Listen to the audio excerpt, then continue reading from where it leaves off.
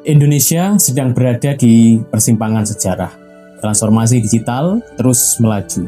Namun tanpa kita sadari, kita telah melangkah ke sebuah dimensi baru.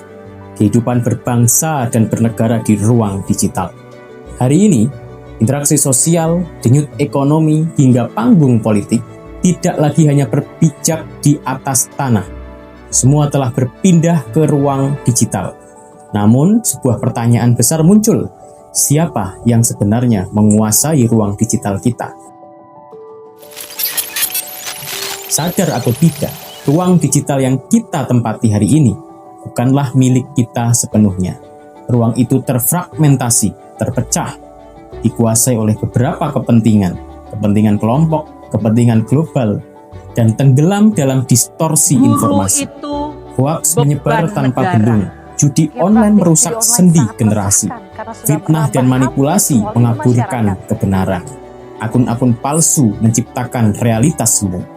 Di tengah kebisingan itu, rakyat kehilangan kendali. Inilah bentuk baru dari penjajahan, kehilangan kedaulatan digital. Maka hari ini, kita tidak hanya bicara tentang pemutahiran teknologi semata, kita bicara tentang merebut kembali ruang digital bangsa. Kami menyebut gagasan ini yaitu Digital Parallel State. Sebuah sistem negara digital yang berjalan selaras dengan negara konvensional, tidak menggantikan namun menyempurnakan, tidak melawan namun menguatkan fondasi bangsa. Digital Parallel State adalah jawaban atas anarki digital saat ini. Sebuah ekosistem baru yang otentik, aman, dan berdaulat. Bayangkan, sebuah ruang tanpa akun palsu, tanpa manipulasi identitas, tanpa polusi disinformasi. Zero fake accounts, zero disinformasi, zero cybercrime. Di sini, setiap identitas adalah nyata, setiap data adalah amanah yang terlindungi, dan setiap interaksi adalah energi untuk membangun, bukan untuk merusak. Lebih dari sekedar aplikasi, ia adalah orkestrasi kehidupan bernegara. Sebuah platform yang akan menyatukan seluruh hubungan strategis bangsa, G2G, government to government, kolaborasi antar lembaga tanpa sekat birokrasi, G2B, government to business, layanan transparan yang memacu pertumbuhan ekonomi, B2B, business to business, ekosistem usaha yang terhubung dari desa hingga skala kota dan global. G2C, negara hadir langsung ke genggaman rakyat secara utuh. C2C, interaksi sosial antar masyarakat, semua terintegrasi dalam satu kekuatan super apps masyarakat Indonesia. Inilah wadah tunggal yang menyatukan aktivitas ekonomi, interaksi sosial, layanan kesehatan, hingga data yang kita butuhkan. Satu identitas, satu data, satu ekosistem.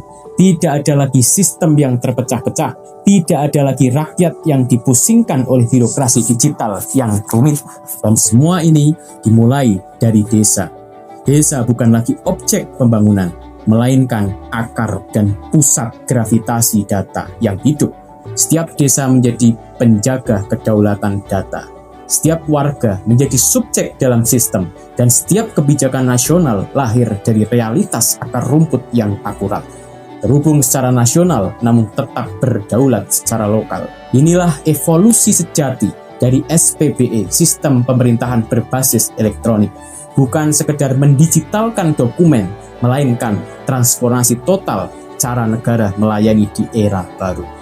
Menuju satu visi besar Indonesia Emas 2045, sebuah bangsa yang tidak hanya menjadi pasar teknologi, tetapi berdiri tegak sebagai pemegang kendali digitalnya sendiri.